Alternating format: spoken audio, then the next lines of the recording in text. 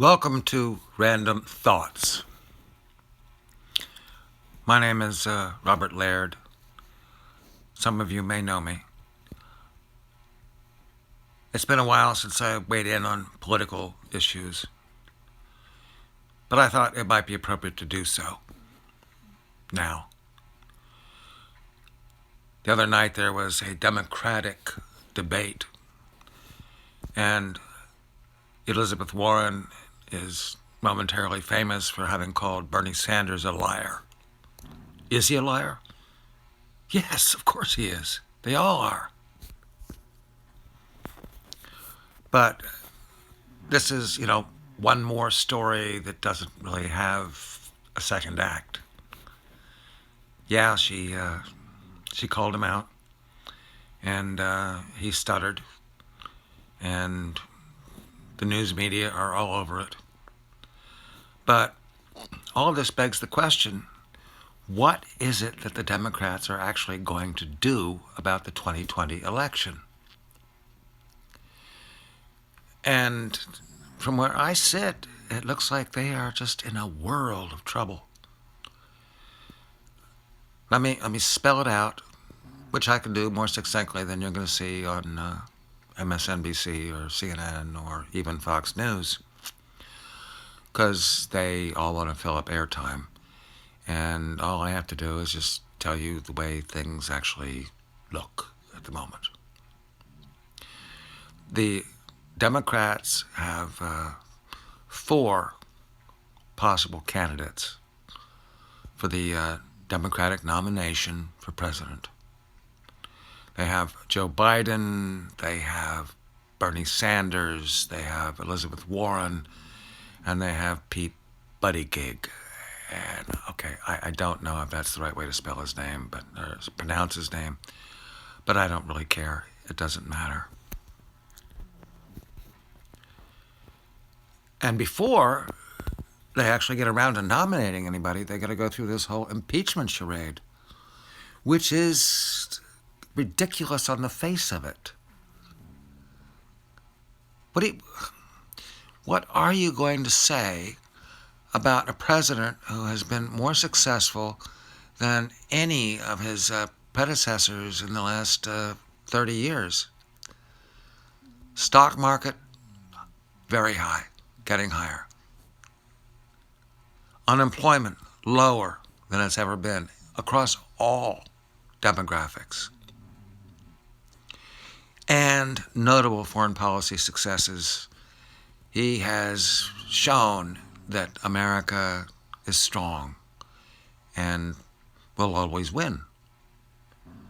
He has almost crippled Iran permanently just in the last week. So, okay, you're going to fail at impeaching him, which is, of course, an offense against the American public anyway. Because why would you impeach a president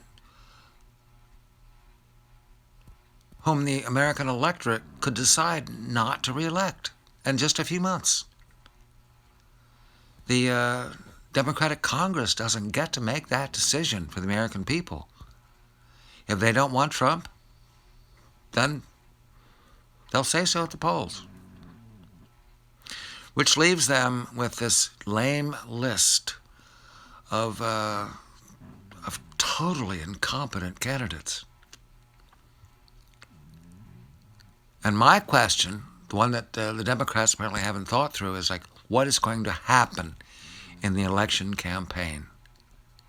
Because Trump has a big pile of money, and he doesn't have to use it at all to defame any of his opponents. The PACs will do that, the political action committees, because they're all sitting there waiting. And if it's Biden, guess what? Trump doesn't have to say anything about pedophilia. He doesn't have to put up pictures of Biden, yeah, the geriatric pedophile sniffing the hair of little girls, the one who can't formulate a sentence, never could, He was in the bottom third of his class at Delaware Law School. He's never had a brain. He doesn't have one now. He was a token vice president for a token president. He's a nothing. Then there, of course, is Bernie Sanders. Bernie Sanders. A lifelong Soviet communist, which can be proven up, down, and sideways. He's never had a job in his life.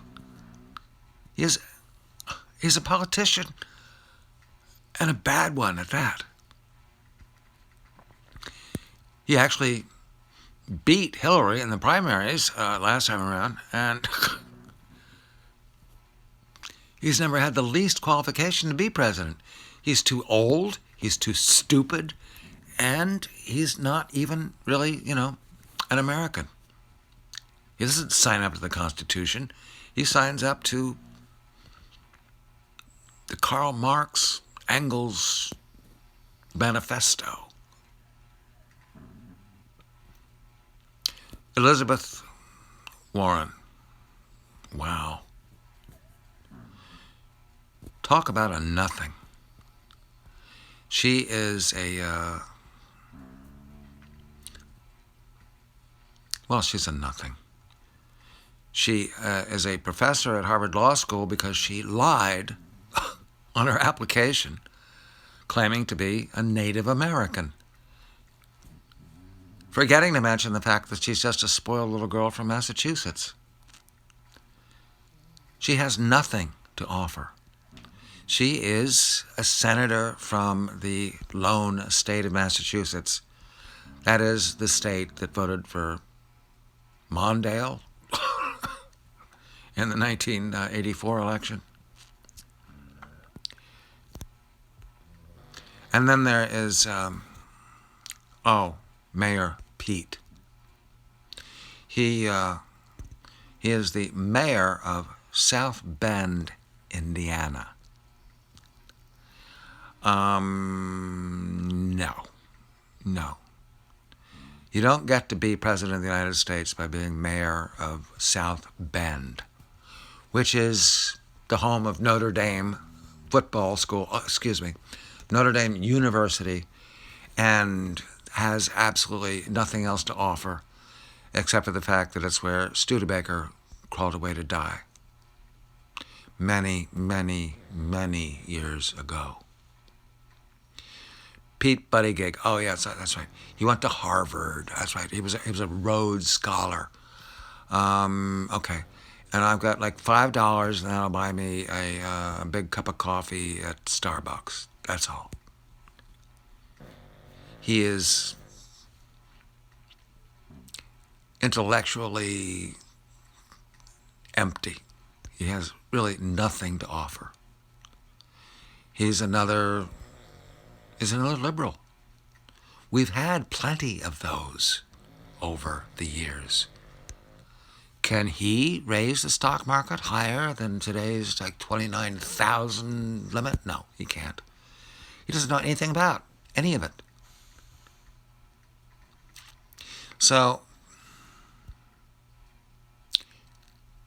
if you think that the PACs are going to do something, for example, that they will not mention the fact that he's like, LGBTQTI, whatever the term is, and use it against him, yeah, they will. They will. Trump doesn't have to do it. It's all going to come out. And the basic deal is the Democrats don't actually have anybody to offer who could do anything better than what Trump can do. And when it comes down to it, you don't even have to have a 50% approval rating to be reelected, because what people are doing on election day for presidency is risk assessment, risk management. Who is scarier than the guy who's in office? And all four of these people are scarier than the guy who's in office. the Democrats are in a world of trouble, and they don't even know it.